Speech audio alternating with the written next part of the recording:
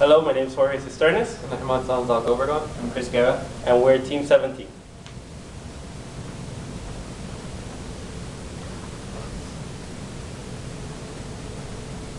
Some background information on our project. Mechanisms are composed of links and joints. Back in the early history, we can see the use of mechanisms for the first time in Egypt. They used it for war purposes, hydraulic statues. Also, the peak of the mechanisms usage was in the Industrial Revolution with the whole advent of industry. And in today's industry, you can see it in the automation of processes, robotics, and also aerospace and automobile industries. The mechanisms that we're analyzing today that the two of my teams are going to show are going to be the 4-bar mechanisms. You're going to see a position, velocity, and acceleration analysis of that.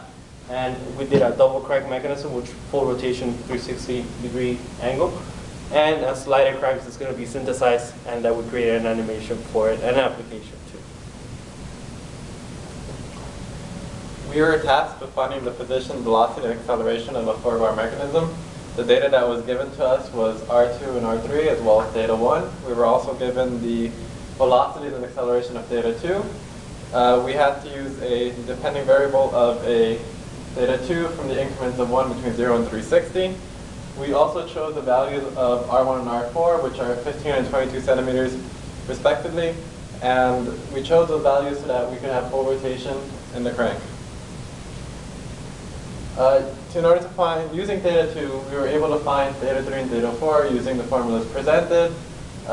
Using this one with the combination of our A, B, and C, we're able to find data 4, and then from there, using the values given, we're able to find data 3. To find the velocity, we used the derived formulas with the extension of matrix multiplication. We used the A inverse multiplied by A in order to put the x on its own and then find our velocities for 3 and 4. Similarly, we did it for acceleration, also using the same concept, using the derived formulas. We were able to put them in the matrix and then able to find the accelerations. We were also able to use the QS as well as the theta S in order to find the x and y positions. And an animation that we have to show an application would be the crazy bus that is usually used in fair rides.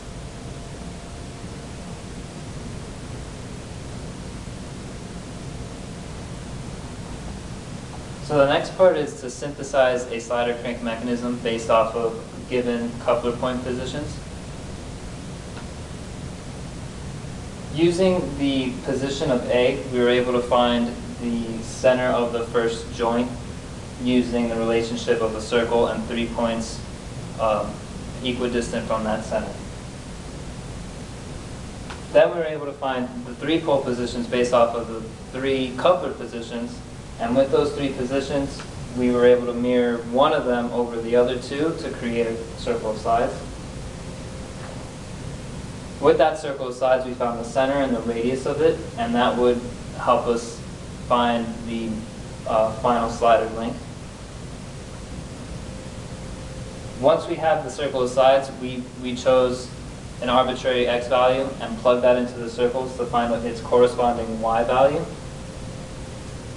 From there, we were able to find the final positions of the C values for the remaining 2 positions.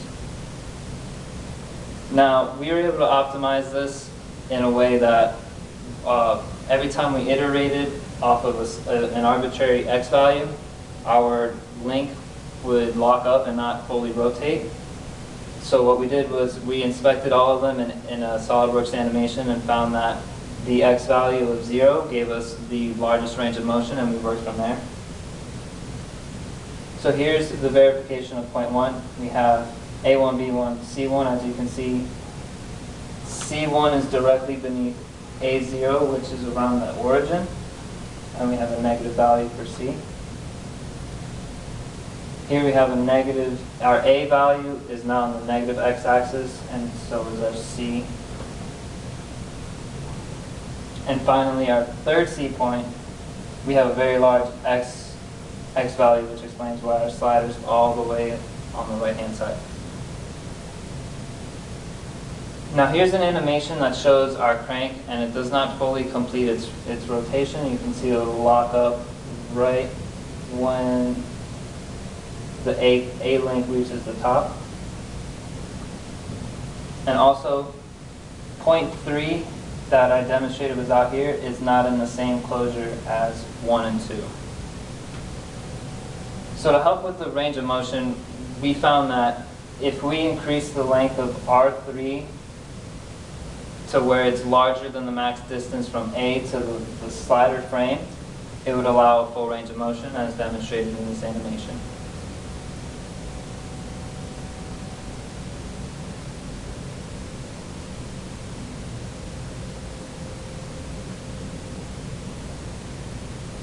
Slider cranks are commonly used in a lot of applications across many industries, such as pistons and engines, block feeders, pencil sharpeners, as well as fishing reels. For our application, we chose a steam locomotive though, and steam locomotives use a slider crank attached to the wheel to drive the wheel in a revolution. Now, the advantage of our slider crank is that our links are relatively close in size. That way we'd be able to transmit maximum torque. However, our slider axis does not pass through the center of the wheel, and commonly it's a traditional way to have your slider axis going through the center of the wheel. It's just the most efficient way to maximize your output. So some of the lessons that we learned are delegation of tasks is required to accomplish a project. Time management skills is essential to completing the project in time.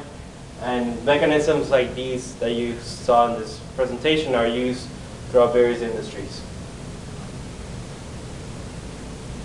Conclusion is for our project is that simple mechanisms require extensive analysis. There's a lot of intensive simulations that need to be done and heavy calculations. Also, the accuracy of the mechanisms matters as far as when doing the simulations and doing the hand calculations. Thank you.